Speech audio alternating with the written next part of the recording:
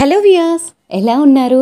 మీరందరూ ఆనందంగా ఉండాలి అని మనస్ఫూర్తిగా కోరుకుంటూ welcome back to our channel. నేను మీ ఆంధ్ర అమ్మాయి నిర్మల. ఇవాల్టి వీడియోలో మన వ్యూయర్స్ అందరికీ సంకష్టహర చతుర్థి పూజా విధానం, పాటించవలసిన నియమాలు, పూజను ఏ సమయంలో చేసుకోవాలి, ఉపవాసం ఎలా ఉండాలి, బలమైన కోరిక ఉన్నప్పుడు వినాయక స్వామి వారికి ముడుపును ఏ విధంగా కట్టాలి, కట్టిన ముడుపును ఏం చేయాలి, అర్ఘ్యం ఏ విధంగా సమర్పించాలి, సంకష్టహర చతుర్థి పూజను ఆచరించటం వల్ల కలిగే శుభ ఫలితాలన్నిటిని గురించి ఇవాల్టి వీడియోలో మన వ్యూయర్స్ అందరికీ షేర్ చేస్తున్నాను. ఈ వీడియోలో ప్రతి ఒక్క విషయాన్ని మన వ్యూయర్స్ అందరికీ షేర్ చేస్తున్నాను. సో వీడియోని స్కిప్ చేయకుండా ఎండ్ వరకు చూడాలి అని ప్రతి ఒక్కరిని కోరుకుంటున్నాను. మీకు ఎటువంటి సందేహాలు లేకుండా ఈ వీడియోలో క్లీన్ అండ్ క్లియర్గా సంకష్టహర చతుర్థి రోజున పూజను ఏ విధంగా ఆచరించాలో తెలుపబోతున్నాను.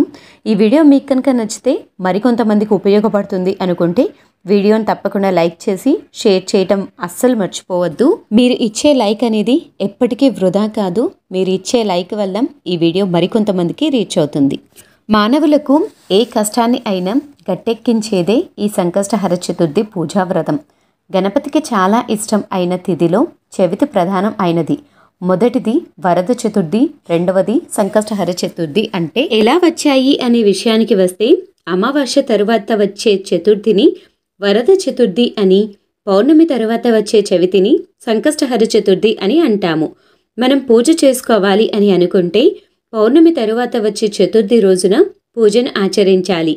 సంకష్టహర చతుర్థి ఈ నెల మనకు శనివారం 21వ తేదీన వచ్చింది. అంటే రేపు సంకష్టహర చతుర్థిని విఘ్నరాజ సంకష్టహర చతుర్థి అని అంటారు. వినాయక చవితి తరువాత వినాయక స్వామి వారు విఘ్నాలకు అధిపతి అయిన తరువాత వచ్చే చవితి కాబట్టి విఘ్నరాజ సంకష్టహర చతుర్థి అని మనము పిలుస్తాము. ఇంకొక విషయం ఏంటంటే, ఎవరైతే వినాయక చవితి పండుగను చేసుకోలేకపోయారో వారికంటూ కొన్ని అడ్డంకులు, ఆటంకాలు ఉండి పూజను చేసుకోకుండా ఉంటారు కదా, వారు తప్పనిసరిగా ఈ సంకష్టహర చతుర్థి రోజున వినాయక చవితికి ఏ విధంగా అయితే పూజను ఆచరిస్తారో అదే విధంగా పూజను అనేది ఆచరించుకోవచ్చు. ఈసారి సంకష్టహర చతుర్థి చాలా విశేషం. ఎందుకంటే వినాయక చవితి పండుగ తర్వాత వచ్చే చవితి కాబట్టి ఈ చవితి రోజున చక్కగా వినాయక స్వామి వారిని ఆరాధించుకుంటూ స్వామిని పూజించటం వల్ల మనం కోరిన కోరికలు నెరవేరుతాయి.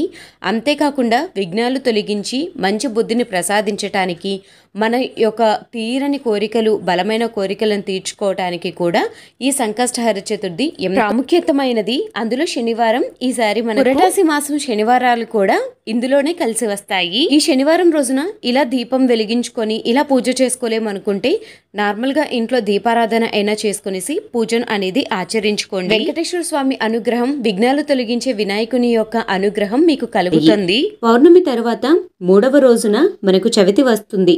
చవితి గడియలు ఉన్న సమయంలో ఉదయం సమయంలో పూజను ఆచరించాలి. చవితి గడియలు ఎప్పుడు ఉన్నాయి అనేది చూసుకునేసి మాత్రమే పూజను ఆచరించాలి. చవితి గడియలు అయిపోయిన తర్వాత పూజను ఆచరించిన ఫలితం అనేది ఉండదు. సంకష్టహర చతుర్థి రోజున పూజను ఎలా ఆచరించాలి అనే విషయానికి వస్తే, చక్కగా ఉదయాన్నే ఇంటిని శుభ్రం చేసుకోవాలి. తలంటు స్నానాన్ని చేసి పీఠంను కానీ పూజ మందిరంలో కానీ పూజను అనేది ఆచరించవచ్చు. పీఠంను ఏర్పాటు చేసుకున్నట్లయితే ఇలా చక్కగా నేను చూపిస్తున్న విధంగా పూజా మందిరాన్ని, అలానే పీఠంను ఏర్పాటు చేసుకునే స్థలంలో చక్కగా శుభ్రం చేసుకునేసి అష్టదళ పద్మం ముగ్గును ఏర్పాటు చేసుకునేసి వినాయకుని చిత్రపటాన్ని కానీ విగ్రహాన్ని కానీ ఏర్పాటు చేసుకోండి. ఒకవేళ మీ దగ్గర వినాయకుని చిత్రపటం లేని ఎడల చక్కగా అందరి ఇంట్లో కుటుంబ సమేతంగా ఉన్న శివపార్వతుల ఫోటో ఉంటుంది కదా, ఆ శివపార్వతుల ఫోటోను అయినా కానీ ఏర్పాటు చేసుకునేసి పూజను అనేది ఏర్పాటు చేసుకోవచ్చు. పూజ మందిరంలో ఉన్న చిత్రపటాలను ముందు రోజే చక్కగా గంధం కుంకుమ బొట్లతోటి అందంగా అలంకరించుకునేసి సిద్ధం చేసుకోవాలి. పీఠంను ఏర్పాటు చేసుకునేటప్పుడు చక్కగా పీఠం మీద ఎరుపు రంగు వస్త్రమును కానీ తెలుపు రంగు వస్త్రమును కానీ ఏర్పాటు చేసుకునేసి వినాయకుని యొక్క చిత్రపటాన్ని కానీ విగ్రహాన్ని కానీ ఏర్పాటు చేసుకోవచ్చు. నా దగ్గర విగ్రహం చిత్రపటం 2 ఉన్నాయి కాబట్టి రెండింటినీ ఏర్పాటు చేసుకుంటున్నాను. మీరు వ్రతం చేస్తున్నారు కదా, మీ దగ్గర విగ్రహం లేకపోతే మీ దగ్గర పసుపుతో చేసిన గణనాథుని కూడా ఏర్పాటు చేసుకునేసి వ్రతానికి వినాయకుని అనేది ఏర్పాటు చేసుకోవచ్చు. చక్కగా ఇలా వినాయకుని పసుపు కుంకుమలతోటి అందంగా అలంకరించుకునేసి దీపాలను వెలిగించుకోవాలి. దీపంలో నువ్వుల నూనెను కానీ ఆవు నెత్తిని కానీ ఉపయోగించి దీపారాధన చేసుకోండి, చాలా మంచిది. ఒకవేళ మీకు నువ్వుల నూనె అందుబాటులో లేకపోతే మీరు ఉపయోగించే నూనెను అనేది ఉపయోగించి దీపారాధన అనేది చేసుకోండి. విశేషంగా వినాయక చవితి అయిపోయిన తర్వాత వచ్చిన చవితి కాబట్టి చక్కగా స్వామివారికి పూజను ఆచరించి ఆ రోజున స్వామివారికి చక్కగా ముడుపు కట్టుకునేసి మీ యొక్క బలమైన కోరికను స్వామివారికి చెప్పుకుంటూ ముడుపును అనేది కట్టుకుంటే చాలా మంచిది. ముడుపును కట్టుకోవటం కోసం పసుపు ఎరుపు రంగులో ఉన్న ఒక వస్త్రంను తీసుకోవాలి. అందులోకి 3 గుప్పెళ్ళ బియ్యాన్ని ఏర్పాటు చేసుకునే ముందు చక్కగా జాకెట్ ముక్కకు ఇరువైపులా పసుపు కుంకుమ బొట్లతోటి అందంగా జాకెట్ ముక్కను ఏర్పాటు చేసుకోవాలి. ముందుగా మనము పూజకు ఉపయోగిస్తున్నాం కాబట్టి పూజలో ముందుగా మంగళకరమైన వస్తువులు అయిన పసుపు కుంకుమలను జాకెట్ ముక్కలో ఏర్పాటు చేసుకునేసి ఆ తర్వాత అక్షంతలను సిద్ధం చేసుకోవాలి. స్వామివారికి ముడుపు కట్టడానికి మన ఇంట్లో ఉండే వస్తువులతోటే చక్కగా ముడుపును అనేది ఏర్పాటు చేసుకోవచ్చు. 3 గుప్పెళ్ళ బియ్యాన్ని ఏర్పాటు చేసుకునేసి అందులో 2 ఆకులు, 2 వక్కలు, 2 ఖర్జూరాలు, అలానే ఇందులో మీకు తోచినంత డబ్బులను ఏర్పాటు చేసుకోవచ్చు. 11 రూపాయి నాణ్యాలు, 21, 48, 108 ఇలా మీకు నచ్చినంత డబ్బును కూడా ముడుపులో ఏర్పాటు చేసుకోవచ్చు. ఇందులోకి పసుపు కొమ్ములు, కొబ్బరి ముక్కలు వీటిని కూడా ఏర్పాటు చేసుకునేసి ముడుపును అనేది కడుతూ ఉంటారు. సింపుల్గా అందరికీ ఇంట్లో అందుబాటులో ఉండేటివి ఈ వస్తువులే కాబట్టి చక్కగా ఈ విధంగా స్వామివారికి ముడుపు కట్టి స్వామివారి దగ్గర ఏర్పాటు చేసుకోండి.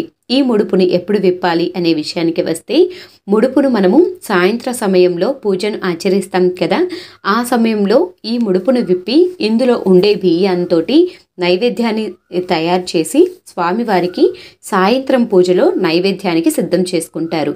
కొందరు ఈ ముడుపును అలానే వేపకుండా ఎన్ని రోజులు అయితే మనము వ్రతం చేయాలి అనుకుంటున్నామో అన్ని నెలల పాటు అలానే ఉంచుకునేసి ముడుపు మొత్తం అయిపోయిన తర్వాత వ్రతం మొత్తం అయిపోయిన తర్వాత అప్పుడు ముడుపుని విప్పి ముడుపులో ఉన్న బియ్యాన్ని నైవేద్యం చేసుకుంటారు. ఇలా చక్కగా ముడుపు కట్టుకున్న తర్వాత పూజను ఆచరించిన తర్వాత సాయంత్రం దేవాలయ దర్శనం చేసుకుంటే చాలా మంచిది. ఈ ముడుపుకు 3 ముళ్ళు వేసి స్వామివారి పాదాల దగ్గర ఏర్పాటు చేసుకునేసి పూజను అనేది ఆచరించుకోవాలి. ముడుపు కట్టే సమయంలో స్వామివారి దగ్గరే కూర్చునేసి ముడుపును అనేది కట్టుకోవాలి. ముడుపుకు చక్కగా కుంకుమ, పసుపు, గంధం బొట్లతోటి ఇలా చక్కగా అందంగా అలంకరించుకునేసి స్వామివారి పూజలో ఏర్పాటు చేసుకోవాలి. పూజకు అన్నీ మనం దీపం వెలిగించుకునేసి సిద్ధం చేసుకున్న తర్వాత మాత్రమే ముడుపును అనేది కట్టుకోవాలి. ఇలా ముడుపు కట్టుకున్న తర్వాత స్వామివారికి అష్టోత్తరాలను చదువుకోవటం, స్వామివారి పూజను ప్రారంభించటం అనేది చేసుకోవాలి. బలమైన కోరిక ఉన్నప్పుడు ముడుపుని ఇలా చక్కగా కట్టుకొనేసి పూజను అనేది ఆచరించవచ్చు. లేదు మేము నార్మల్గా పూజ చేసుకోవాలి అనుకుంటున్నాము అనుకున్న వాళ్ళు మీరు నార్మల్గా దేవునికి యథావిధిగా దేవుని యొక్క అష్టోత్తరాలు వీటన్నిటిని చదువుకొనేసి ముడుపు ఏమీ లేకుండా పూజను అనేది చేసుకోవచ్చు. ముందుగా ఒక కలశాన్ని తీసుకోవాలి. కలశం నిండుగా నీటిని తీసుకోవాలి. కలశం చెంబులో నీటిని తీసుకున్న తర్వాత కలశం నీటిని మనం ఏ విధంగా అయితే శుద్ధ జలాలతోటి నింపుకుంటామో అదే విధంగా శుద్ధ జలాలతోటి కలశంను అనేది నింపుకోవాలి. కలశంలో పసుపు, కుంకుమ, గంధం, అక్షంతలు, పచ్చకర్పూరము, జవాది పౌడర్, పుష్పము, ఒక ఆకును ఏర్పాటు చేసుకునేసి కలశం నీటిని ఏర్పాటు చేసుకోవాలి. ముందుగా షోడశోపచార పూజ అనేది చేసుకోవాలి. షోడశోపచార పూజ చేసుకోవటం కోసం ముందుగా ఒక ప్లేట్ను అలానే ఒక చిన్న గ్లాస్లో నీటిని స్పూన్ను ఏర్పాటు చేసుకునేసి షోడశోపచార పూజ అనేది చేసుకోవాలి. 3 సార్లు నీటిని తీసుకునేసి నీటిని త్రాగాలి. ఇప్పుడు అక్షంతలను తీసుకునేసి ఆచమనీయం చేసుకోవాలి. తడి చేతిని శుభ్రంగా తుడుచుకున్న తర్వాత పూజను అనేది చేసుకోవాలి. కొన్ని అక్షంతలను తీసుకునేసి భూశుద్ధి మంత్రాన్ని చదువుకొని మనం భుజం ఎడమ వైపుకు వదలాలి. తరువాత ప్రాణాయామం కూడా చేసుకొని సంకల్పం చెప్పుకొని కలశ పూజ చేసుకోవాలి. కలశ పూజ చేసుకున్న తరువాత నీటిని పూజా సామాగ్రి మీద, మన మీద, ఇంటి పరిసరాలలో చల్లుకోవాలి. ఇలా చల్లుకోవటం వల్ల మొత్తం కూడా పవిత్రం అవుతుంది. ముందుగా వినాయకుడికి ధ్యాన మంత్రం చదివి పూజలోకి ఆహ్వానం పలకాలి. ఇప్పుడు కలశం నీటిని తీసుకొనేసి వినాయకుడికి పాదయే పాద్యం సమర్పయామి, హస్తయే అర్ఘ్యం సమర్పయామి, ముఖయే ఆచమనీయం సమర్పయామి, శుద్ధోదక స్నానం సమర్పయామి అని అనుకుంటూ ఆకుతో నీటిని చల్లుకుంటూ మనం మంత్రాలను చదువుకుంటూ పక్కకు వదిలేయాలి. ఇలా అర్ఘ్యం పాద్యాలను చదువుకోవాలి. తరువాత కుంకుమ సమర్పయామి, పసుపు సమర్పయామి, గంధం సమర్పయామి, పుష్పాలను అక్షంతలను సమర్పించాలి. అన్నీ చదువుకోవటం రాదు అనుకునే వాళ్ళు చక్కగా ఓం గణేశాయ నమః అనే మంత్రాన్ని 11 సార్లు చదువుకుంటూ కూడా పూజను అనేది ఆచరించవచ్చు. ఘననాథునికి కుంకుమ, పసుపు, గంధం, అక్షంతలు వీటన్నిటినీ కూడా ఎవరికైతే మంత్రాలు రాకుండా ఉంటాయో వారు అన్నిటినీ గణేశునికి సమర్పించవచ్చు. తరువాత వినాయకుని అష్టోత్తర శతనామవళిని చదువుకుంటూ గరికె కానీ ఎరుపు రంగు అక్షంతలను కానీ ఏర్పాటు చేసుకునేసి స్వామివారికి అర్చన చేసుకోవాలి. ఈ రోజున స్వామివారికి ఏర్పాటు చేసుకోవాల్సిన నైవేద్యం కుడుములను కానీ పండ్లను కానీ మీకు తోచిన నైవేద్యాన్ని స్వామివారికి సమర్పించవచ్చు. స్వామివారికి కుడుములు, ఉండ్రాలు ఇవి అంటే ఎంతో ప్రీతికరం కాబట్టి స్వామివారికి ఉదయం సమయంలో వీటిని సమర్పించి పూజ అనేది చేసుకోవాలి. సాయంత్ర సమయంలో మీరు ముడుపులో ఉన్న బియ్యాన్ని తీసి స్వామివారికి నైవేద్యాన్ని ఏర్పాటు చేసుకునేసి పూజ అనేది చేసుకోవాలి. ఉపవాసం విషయానికి వస్తే ఉపవాసం అనేది ఉదయం నుంచి ఉపవాసం అనేది ఉండాలి. ఉపవాసం చేసేటప్పుడు మీకు వీలు కుదిరితే నీటిని తాగి కొందరు ఉపవాసం చేస్తూ ఉంటారు. ఓపిక లేని వాళ్ళు స్వామివారి దగ్గర కొన్ని పండ్లను, ఫలాలను ఎక్కువ మోతాదులో ఏర్పాటు చేసుకునేసి స్వామివారి దగ్గర ఏర్పాటు చేసుకున్న పండ్లు, ఫలాలను తింటూ కూడా ఉపవాసం అనేది విరమించుకోవచ్చు. అలా కాదు మేము అంతగా ఉపవాసం చేయలేము అనుకున్న వాళ్ళు ఓన్లీ తక్కువ మోతాదులో ఆహారాన్ని భుజిస్తే అంటే అన్నం భుజించకుండా కూడా ఉపవాసం అనేది చేయవచ్చు. మీ ఓపికను బట్టి ఉపవాస దీక్షను అనేది చేసుకుంటే చాలా మంచిది. అలానే ఈరోజు మనం సంకష్టహర చతుర్థి రోజున వ్రతం చేస్తున్నాం కాబట్టి తప్పనిసరిగా బ్రహ్మచర్యం పాటించాలి. సంకష్టహర చతుర్థి రోజున పూజ అనేది ఉదయం సమయంలోనే పూజను అనేది ఆచరించి స్వామివారికి ముడుపును ఏర్పాటు చేసుకోవాలి. స్వామివారికి పీఠంను ఏర్పాటు చేసుకున్న, పూజ మందిరంలో పూజను ఏర్పాటు చేసుకున్న ముడుపును అనేది ఉదయం నుంచి సాయంత్రం వరకు కదల్పకుండా చూసుకోవాలి. దీపం అనేది కొండెక్కకుండా చూసుకోవాలి. అలానే స్వామివారి దగ్గర పెట్టిన ఏ పదార్థాలను కూడా పండ్లు, ఫలాలు మాత్రమే తీయవచ్చు, కానీ మిగతా ఏ పదార్థాలను తీయకుండా అలానే ఉంచుకోవాలి. సాయంత్రం పూజలో మనము చక్కగా స్వామివారికి కట్టిన ముడుపును తీసి ఆ ముడుపులో ఉన్న బియ్యాన్ని నైవేద్యం తయారు చేసి తరువాత రోజున మనము స్వామివారి దగ్గర ఉన్న చిత్రపటాలను వీటన్నిటినీ కదిలించి యథావిధిగా మనము స్వామివారి పూజకు ఏర్పాట్లు అనేది చేసుకోవచ్చు.